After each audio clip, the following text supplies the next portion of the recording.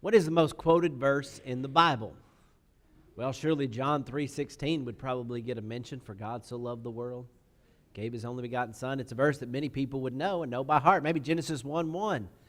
In the beginning, God created the heavens and the earth. They're verses people would know, but maybe, just maybe, the most quoted verse might just be Matthew 7:1. Judge not, so lest you be judged. But probably most people quote that verse not actually in what it says. Steve Higginbotham illustrated this very perfectly with one time he posted a picture. And it was a copy of this text. And in it, someone had taken a pencil and scratched out everything but the words, judge not.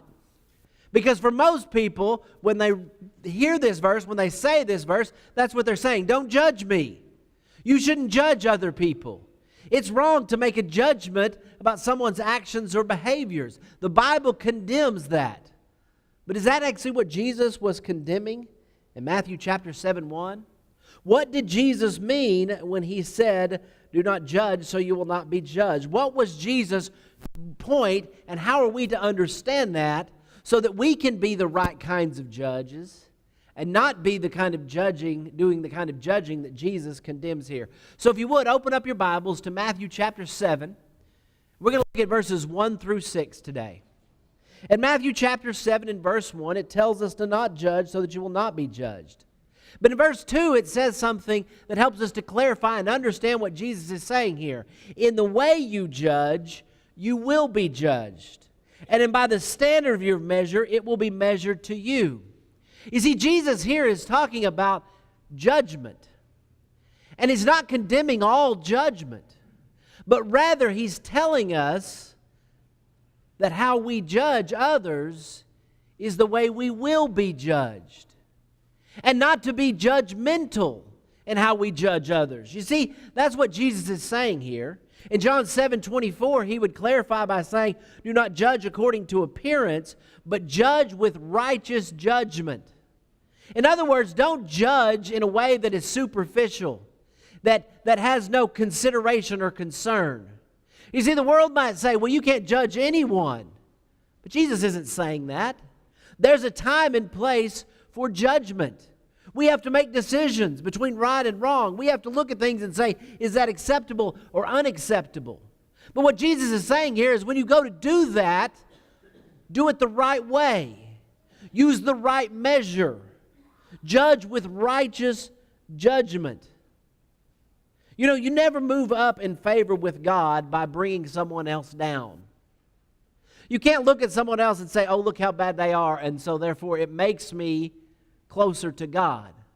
You see, some do that in judgment. They think it's a contest. And they can be elevated in position, but that's not how it works. In reality, the measure that we judge others is what comes back to us. Jesus would say in a parallel passage in Luke chapter 6, in verse 37, do not judge, and you will not be judged. Do not condemn, and you will not be condemned. Pardon, and you will be pardoned. Give, and it will be given to you. And they will pour into your lap a good measure, pressed down, shaken together, running over. For by the standard of your measure, it will be measured to you in return. Jesus uses an illustration of someone in a marketplace that's getting their portion, maybe a flour of meal. What do you want that person to do? Do you want them to just barely fill the measuring cup and give it over to you? We used to go to Subway, and a friend of mine worked there. And we would always get a meatball sub. And, you know, there's like a standard Subway has for how many meatballs you put in a meatball sub. But when my friend was working, you would do the wink, wink, and he'd give you the hookup. And he put like 30 meatballs on there. I mean, just file it up and be like, wow, that's we want to go when he's there, right? That's the measure that you want. That's what Jesus said. Give to others what you would want. If you were going to court, let's say the police came to your house and arrested you and you had no idea what they were talking about. They said, these charges are against you and we're going to put you into court. And you went to your attorney and you said, I didn't do this. The attorney said, okay, well, we'll defend you. But he said, we have two choices, two courts.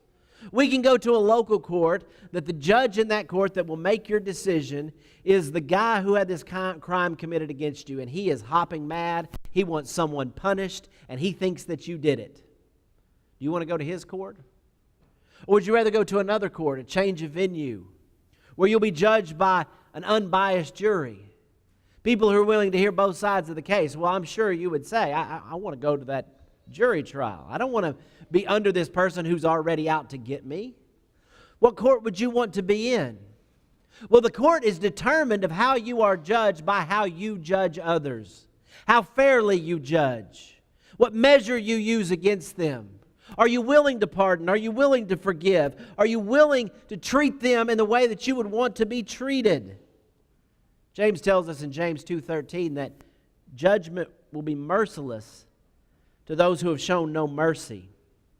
Mercy triumphs over judgment. The measure you use to judge others will come back on you. So before we judge someone else, we must ask ourselves, how would we respond to the same kind of judgment? How would we react to being judged in that way? The measure will come back to us. But Jesus also says another important point in verses 3 through 6. Before we begin to judge someone else, let's take the obstruction out of our own eye. First take the log out of your own eye, and then you will see clearly to take the speck out of your brother's eye. You see, for the psychologists, they call this projection. This is when you take your attribute and you project it onto someone else. You look at someone else and you say, oh, they're this way because of this. When in fact, there's no such thing. But for you, that's what you think, that's what you feel. Maybe that's what you are. So you see it in them. And it's always much worse for them than it is for you. Jean Paul Richter said that a man never discloses his own character so clearly as when he describes another. You see, before we judge, we need to make sure that we are not looking at ourselves. And the measure that we are putting on there is not some skewed perspective. In Romans chapter 14 and verses 4 through 10, we're told, who are you to judge the servant of another? To his own master he stands or falls. And he will stand before the Lord because the Lord is able to make him stand. But why do you judge your brother? Or again, why do you regard your brother with contempt? For we will all stand before the judgment seat of God. Maybe it goes back to what we talked about earlier. We judge others thinking that if somehow we denigrate them, that it makes us better. But usually when we're doing that kind of judging, what we're really doing is pointing a finger at a person with four more pointing back at ourselves. We're really showing our own nature and our own character. The person that someone has to stand before is their master. The person that we will have to stand for is before God. In verses 11 through 13 of Romans, what does he say? We'll all stand before the judgment seat of God. Every knee will bow. Every tongue will confess. It won't matter if everybody else judged me okay. It will matter what God judged. And see, therein lies the problem when we judge with a skewed perspective, with a log in our eye. Because in doing so, we don't really see clearly the standard of God. We're not looking to the law, but we're standing as a judge of it. James talks about this in James chapter 4 and verses 11 through 12. Do not speak against one another, brethren. For whoever speaks against a brother or judges his brother speaks against the law and judges the law. But if you judge the law, you're not a doer of the law, but a judge of it. There's only one lawgiver and judge, the one who is able to save and destroy. But who are you to judge your neighbor? You see, when we're quick to see fault in someone else, even minor fault, and we don't look at ourselves in any means, what we're doing there is we're becoming the judge ourselves. We're not saying with righteous judgment, here's the standard of God that needs to be kept, but rather we're creating our own standard, above and beyond. Well, you can't just be good enough for this. You have to meet my standard, and usually that case is very unfair. We need to be very careful in how we judge and look at ourselves first and ask, why am I judging this way? Am I truly listening? Am I truly being fair and unbiased? Or am I allowing my own worries and concerns, my own inadequacies, to filter the way I look at someone else. In 1 Corinthians chapter 4, verse 5, we're told, therefore do not go on passing judgment before the time. But wait until the Lord comes, who will bring both to light the hidden things in darkness and disclose the motives of men's heart. And then each man's praise will come from God. We're quick to judge. Someone does something or says something, and we may have in our minds what we think they're saying or why we think they're saying it. And we're quick to say, oh, well, I can't believe that person there. How would they do that? Why would they think that? And we're quick to just completely dismiss everything they would say. But we don't actually listening. We don't actually know. Paul's telling us in 1 Corinthians that God's judgment will be done completely and fairly. And that's why there are times when we may need to rely on it and not our own. Because we don't see very clearly. Maybe it's because we have a log in our eye. Maybe it's because we're limited and we don't know people's hearts. And so we need to be very careful before we judge. We must ask ourselves, why am I doing this? Why am I judging this way? Is it because it's God's standard? Or is it because it's something I've created in my own mind? Is it because it's something that I've created to make myself feel better? Is it something that I've created in order to take someone down that I don't care for? Why am I judging? What measure am I using? Am I being fair in how I do it? But you know, if we consider that our motive isn't to build our own selves up, it's not to bring someone else down, so why then would we judge? Well, we would judge something, a situation, a person, in order to make it better, right? To help them. If I see a friend, if I see a brother doing something that's wrong, and I go up to him and say, hey, this isn't good. And I'm not doing it because I'm thinking, well, I'm going to show him I'm better. And I'm not doing it as a way to denigrate. I just want to put him in his place. But I generally love and am concerned about him. Then the judgment that I'll be showing would be godly judgment. But we have to think, does it help? Because sometimes judgment is wasted. Yesterday, Maggie and I were in Walmart and we were walking through the dog food aisle. And she looked over at one of the dog's food and it said something about it. It says, taste more like real bacon. And she goes, who is going to try to figure that one out? You're going to eat the dog food and go, you know what? It does taste more like real bacon. And I leaned over to her and I said, you know what? I'm going to talk about that in my sermon. And she gave me this look like, you're going to talk about dog food in your sermon? And yes, I am. You know why we make dog food the way we do? When we make dog food, you look at the pictures on there, it's vegetables and cuts of steak and all these things. You know why they advertise and why they make dog food that way? They have a process. They're dog food scientists who analyze these things. They analyze everything from how it plops out of the can to how it looks in the bowl. They don't do that for the dog. The dog does not care. My dog will eat anything that hits the floor, whether it's food or not. Dogs don't care. If you give a dog a choice, it's going to eat the nastiest, smelliest thing it can find.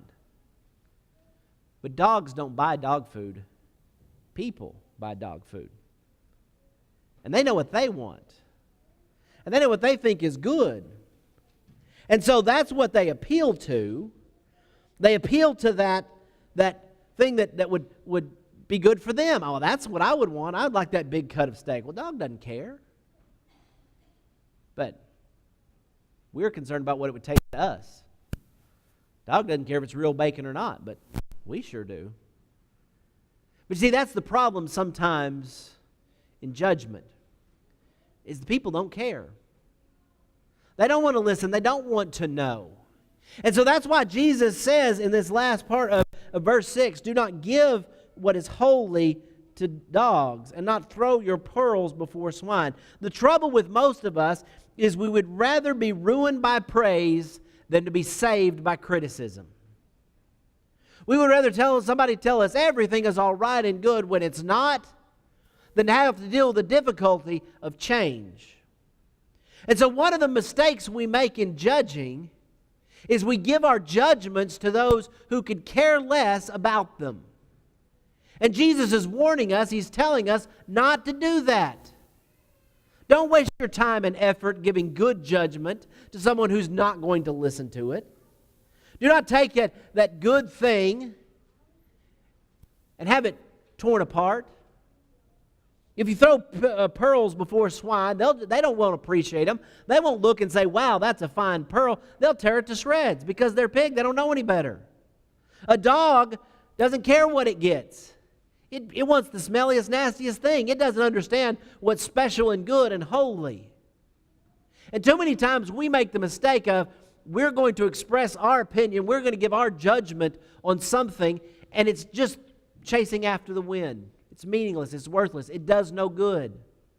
You don't believe me? See how often we respond to things in our environment. Things that get posted on social media, things politicians say, and we get so mad and we scream and holler about it. But no one's listening, and it's not doing us any good because we're throwing our pearls before swine. Proverbs chapter 9, verses 7 through 8 says, "He who corrects a scoffer will get dishonor for himself. He who reproves a wicked man gets insults for himself. Do not reprove a scholar, or he will hate you. A scoffer, or he will hate you. Do reprove a wise man, and he will love you. Give instruction to a wise man, and he will still be wiser. Teach a righteous man, and he will increase his learning." Before we judge, we need to ask ourselves, is it worth it? If I'm going to make this judgment, if I'm going to put this out there, is it going to do any good? Because a lot of times we'll find we're wasting our judgment on things that don't do any good. And we need to be very careful in how we judge and the measure that we judge. But most importantly, the person that we judge. Jesus here is telling us about our judgment. Not to be a judgmental world that's always quick to find fault. That doesn't consider itself, it doesn't clean up its own house before it goes after another one else's. It doesn't treat itself in the same way it treats others. But rather, Jesus is telling here, in our judgment, we need to look first at ourselves. How am I judging? Why am I judging that way? Am I considering the judgment for myself? You ever know a person who talks about themselves in third person? Well, Barry thinks we should do this. But Barry's going to go home and eat ham today. So what are you talking about? You're talking about yourself? Why would you? That sounds odd, right? But you know, there's a time and a place to consider ourselves in third person. Do you know most people, if they're given a medication, a life-saving medication, that for a high majority of people, they won't take that medication even though they know it's good for them. They'll justify not taking it for the cost or these other things. But if you take that same person and they have a pet and you give them medication for that pet, they'll give that dog it every time. Why do we treat our dogs better than ourselves? Interesting psychological question. Maybe it's because we think of them as we look at them in third person, we say they need it and I'm taking care of them. What about ourselves? How do we look at ourselves? You know, when David had sinned with Bathsheba, he had convinced himself, he had covered it up, he had done everything he was supposed to, no one was going to find out about it, and he was okay with it. Here he had taken another man's wife and had that man put to death. David was doing all kinds of terrible things, but you don't see David upset by it. Until the prophet Nathan comes to him in 2 Samuel chapter 12 and gives him a scenario saying, this is what this other person did. And David has righteous judgment. This guy's got to pay. This is wrong. Then the prophet looks at him and says, you are the man. That's you. See, David was making the same judgment fallacy that Jesus was talking about. He could see the speck in the other man, but he couldn't see the log in his own eye. He was judging not by the measure that he wanted done to him. But this you can say about David, is he didn't reject the judgment that was given to him. Maybe we need to do the same thing. 2 Corinthians 13:5 says, test yourself to see if you're in the faith. Examine yourselves, or do you not recognize this about yourselves, that Jesus Christ is in you, unless you fail the test? When it comes to our own life, how are we judging ourselves? What would we think if another person did the same thing that we're doing? What would we think of another person if they were in the state that we're in? Is their bad less worse than our bad? We look at them and say, oh, look how terrible they are. Oh, well, it's no big deal for me. If we were, would we listen to ourselves? If that judgment was made on us, would we say, no, I don't want to hear it. That's wrong. This person doesn't know what they're talking about. Or would we say, this is something worth considering? If we look at ourselves with righteous judgment and we find ourselves lacking, what do we do? Do we justify? Do we rationalize? Do we explain away? Or do we consider that we might stand judged? Not before men, but before God. If I can't look at myself in the mirror and say that if someone else, if it weren't me, well, that man wouldn't be right before the Lord. That man wouldn't have done the commandments of Jesus, what Jesus has said is required in order to be saved. Maybe it's time I listen to myself and do what I know that I need to do. Maybe if I'm living in a way or acting in a way towards others or towards myself that I would look at someone else and say, that's wrong. Maybe it's time I looked at myself and said, I'm wrong. And I need to change. And I need to do something different. We don't like to be judged. That's why people make this verse shorter than it's intended to be. We'd rather people just not judge us. I want to do what I want to do. But of all the people that we need to judge the most, it's ourselves. How do you judge yourself today? Are you right by God? Have you done what He told you must do to be saved? Because if you haven't, you don't need anyone to tell you. You know. You're lacking. Are you living the way that God has commanded you to live as a Christian? Or are you found lacking when you look at yourselves? The person we need to judge today most is ourselves. How do you stand before the judge? How do you stand in comparison to the Lord and His will? Because it won't matter what everyone else thinks about me, but it certainly will matter how the Lord will judge me. Do you stand right before the Lord? If not, won't you respond to the invitation while we stand and sing?